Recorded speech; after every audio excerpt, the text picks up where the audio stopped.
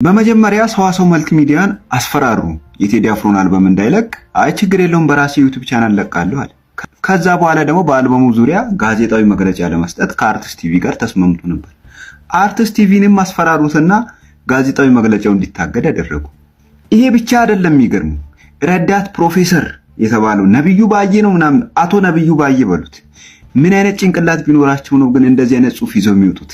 ምን አይነት የወረደ ወራዳ ጭንቅላት ቢኖራቸው ነው? እንደ አጠቃላይ ይሄ መንግስት በህፃናት ተከቧል። አጠቃላይ የመንግስት ስትራክቸሩ ላይ ያሉት ሰዎች ህፃናቶች ናቸው። ምክንያቱም ካለፈው ስርዓት መማር አልቻሉም። እኔ ከዚህም በፊት ስናገር አሁን ያለው ብልጽግና የሚባለው መንግስት ስሙን እንጂ ማንነቱን አልቀየረም ብያለሁ። ምክንያቱም ይሄንን መንገድ እኮ ኢህአዴግ ተከትሎት ነበር። አይደለም ማስፈራራት አስሮትም ነበር። ማን አስቆመው ግን ቴዲ አፍሮን? ማን አስቆመው? ማንንም አያስቆመው።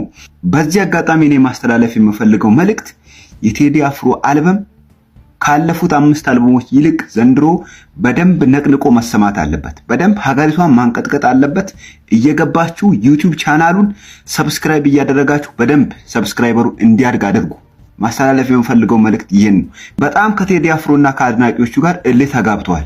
መነጋገሪያ የሆነው የኢትዮጵያ ውድ ልጅ ድምፃዊ ቴዎድሮስ ካሳሁን አዲስ ማስታወቂያ እንትን አድርጓል። የሆነ ሰዋሰው ፕሮሞሽን ከሚባል ጋር ስምምነት ነበረ። እሱ ስምምነት ተሰርዞ ራሱ በዩቲዩብ ቻናሉ ላይ ኢትዮሪካ የሚለው አዲሱ አልበሙ በጉጉት የሚጠበቀው እንደሚወጣ እየተነገረ ነው። ለዳግሚያ ትንሣኤ ተብሎ ነበረ፣ ነገር ግን ሐሙስ ነው የሚወጣ አሳውቋል። ራሱ ቴዲ አፍሮ አሳውቋልና ሐሙስ ይወጣል መባሉን ተከትሎ መቲ እንግዲህ እንደምታውቂው ጫጫታ በዝቷል። መጀመሪያ የዛሬ 2-3 ሳምንት አቤል ጌታ የሚባለው ካሁን በፊት ቴዲ ሲያወጣ ነሐት የሚል ሙዚቃ አብይን ለምን ተናገርክ ብሎ የነቀፈው እሱ እንግዲህ ተመለስኩ ወደ ሃይማኖት ብሎ በኋላ እንመጣበታለን። የሆነ ሙዚቃ ይሄ ሰይጣን ምናምን ከምናምን ይያል የሆነ ነገር ብሎ ነበረ። ቀጥሎ ካሙዙ ካሳ በትናንትናው ዕለት ግጥም ኃይሉ እንደው ተመልካቾቻችን ለራሳችሁ ህሊና አድርሱለት ነው የሚለው።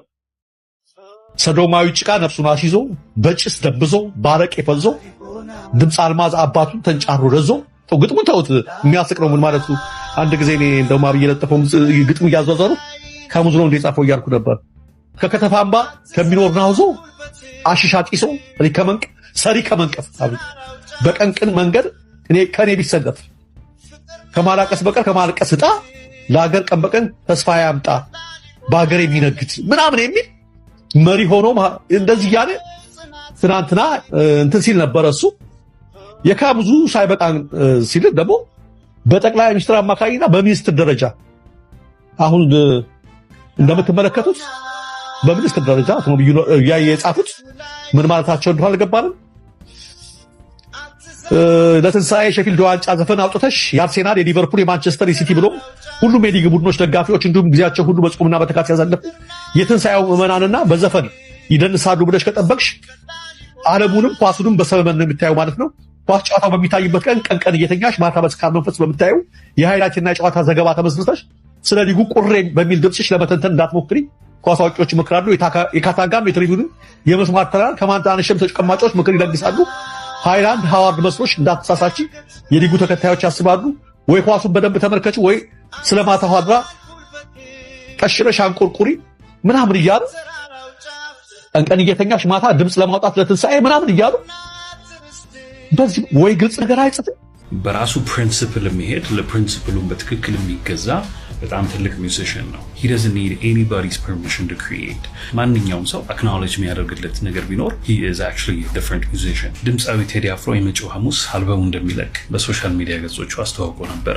የአልበሙ መጠሪያ ኢትዮሪካ ይሰኛል። ኢትዮጵያና ዮሪካ ሁለቱን ያጣምረው ብላንዲንግ ይባላል በስነ ልሳን። ምንድነው ሪሊጂየስ ሜታፎር ነው አፕላይ ያደረገው ንጽጽራዊ ዘይቤ ማለት ነው። አሁን ፈረንጆች ምን ይላሉ በእንግሊዝኛ ላይ ዩሬካ ሞመንት ይላል። የመንቂያ ጊዜ ልክ የሆነ ነገር ያያችሁ እንደሆነ የሚያነቃችሁ ከሆነ የሆነ ሪያላይዜሽን የሆነ ኮንሽስነስ የሚጨምር ከሆነ እሱ ዩሬካ ሞመንት ይባላል። the moment you find something that's going to change you for good, that's called eureka moment. turning point ነው። once you're conscious you cannot be unconscious ይላሉ philosophers in the spiritual world። ኢትዮሪካ ማለት ኢትዮጵያን ከመረዳት ጋር የሚመጣ ይመስለኛል። አሁን ያለነው ትውልድ ማንረዳው ብዙ ሀቆች አሉ ስለ ኢትዮጵያ። that I think Teddy Afro is going to touch upon። እንግዲህ ቴዲ አፍሮ ከዚህ በፊት ሲዘፍን የነበረው የሬዚስተንስ ዘፈን ነው። ሬዚስተንስ አያችሁት ቃሉን ሬዚስተንስ ማለት ምንድነው? ምን አገባኝ የሌለው ማለት ነው። አሁን ላይ ብዙዎቻችን ምን አገባኝ ልንል እንችላለን። ቴዲ አፍሮ didn't do that. He's always been giving his own commentary on our social and political lives. በማህበራዊና ፖለቲካዊ ኢቨን ኢኮኖሚያዊ ህይወት ላይ የራሱን አስተሳሰብ ሲናገር የቆየ ሰው ነበረ። Actually ቴዲ አፍሮ ሬዚስተንስ ብቻ ሳይሆን ኢትዮጵያን ያስተዳድሩ የነበሩ ነገስታቶችን ሲያወሳም እንመለከተው ነበረ። የሱ ዘፈኖች አሁን ኢቮልቭ አድርገዋል።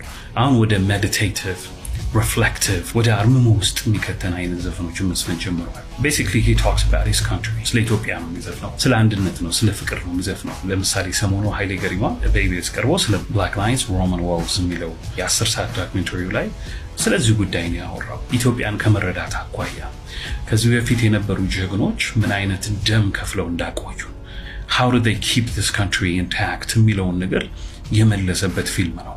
እና ኃይሌ ገሪማ ራሱ ስለዚህ ጉዳይ ነው የሚያወራውና አይ ቲንክ አንድ የሆነ ደስ የሚል ኮንሺየስነስ ራይዝ ያደረገ ይመስለኛል። ኢትዮጵያን የመረዳት ማንናት ኢትዮጵያ ምንድናት ኢትዮጵያ ኢትዮጵያ እንግዲህ ከላይ ሳይው right off the bat that's what it looks like ሲወጣ ደግሞ የምንመለከተው ይሆናል። generally ዘፈኑ የኛ national consciousness ወይንም understanding realizationን የሚያበረታታ ይመስለኛል። so we're going to see something big የሚሰጠንን ሜሴጅ በቅንነት ደግሞ ሰምተነው ሜቢ ከዛም በኋላ አስተያየት መስጠት እንችላለን፣ መወያየትም እንችላለን። in the meantime ግን በጣም የምትወዱት የቴዲ አፍሮ ሶንግ የትኛው ነው? ፕላስ ደግሞ ለምን የሚለውን እስቲ ታች ጻፉልኝ። ፍቅረኛችሁን ወይንም ባሎቻችሁን ሚስቶቻችሁን ያገኛችሁበት መንገድ ሊሆን ይችላል። አንዳንዶቻችሁ ደግሞ በተለየ መልኩ ሀገራችሁን የተረዳችሁበት ሊሆን ይችላል። እስቲ የቴዲ አፍሮ በጣም የምትወዱት ዘፈን የትኛው ነው? ለምን የሚለውን ዝም ብላችሁ ድሮፕ አድርጉት። እስቲ let's discuss a little bit. I'll see you next time. የነበረው የቴዲ አፍሮ ኢቶሪካ አልበም ጋዜጣዊ መግለጫ በአብይ አህመድ ደህንነቶች እንዳይደረግ ተከልክሏል። ከመሸ የደረሰ መረጃ ነው። ልትገረም ትችላለህ። አብይ አህመድ ቴዲ አፍሮ እንደሚፈራው ኢየሱስን አይፈራው። እንግዲህ የቴዲ አፍሮ ኢቶሪካ አልበም የፊታችን ሐሙስ ይለቀቃል። ከዛ በፊት የሚዲያ አጋር የሆነው አርቲስት ቲቪ አልበሙን በማስመልከት ጋዜጣዊ መግለጫ ነገ ማክሰኞ ይሰጣል ተብሎ ይጠበቅ ነበር ከቴዲ አፍሮ ማኔጅመንት አባላት ጋር። የአብይ አህመድ ደህንነቶች ዛሬ የአርቲስት ቲቪን ሂደው ማስጠንቀቂያ በመስጠት ነገ ምንም አይነት ጋዜጣዊ መግለጫ እንዳይደረግ አግደዋል። እሱ አይደለም የሚገርመው፣ ቴዲ አፍሮ አልበሙን ሊያወጣበት የነበረው የሰዋሰው መተግበሪያ ላይ ነበር። ይህንንም መተግበሪያ በማስገደር ትዕዛዝ በመስጠት ቴዲ አፍሮ አልበሙን እዛ ላይ እንዳይለቅ መተግበሪያውም ደግሞ ከቴዲ አፍሮ ጋር የገባውን ውል እንዲያፈርስ አድርገዋል። የዚህን ያክል ይፈሩታል ማለት ነው።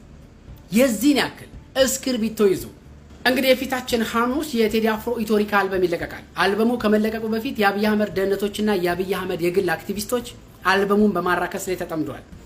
አልበሙ ላይ ይኖራሉ የተባሉ ትራኮችን በመተንተን የፈረሱ ቤቶችን የሚያሞግስ የፈረሰውን ፒያሳ የፈረሰውን ቄራ የሚያነሳ ነው እያሉ የድሮዋን ኢትዮጵያ የሞተችዋን ኢትዮጵያ የሚቀሰቅስ ነው እያሉ ካሁኑ ዘመቻ ጀምረውበታል። ዚስ ማች አብይ አህመድ በዚህን ያክል ደረጃ ይፈራዋል ቴዲ አፍሮ።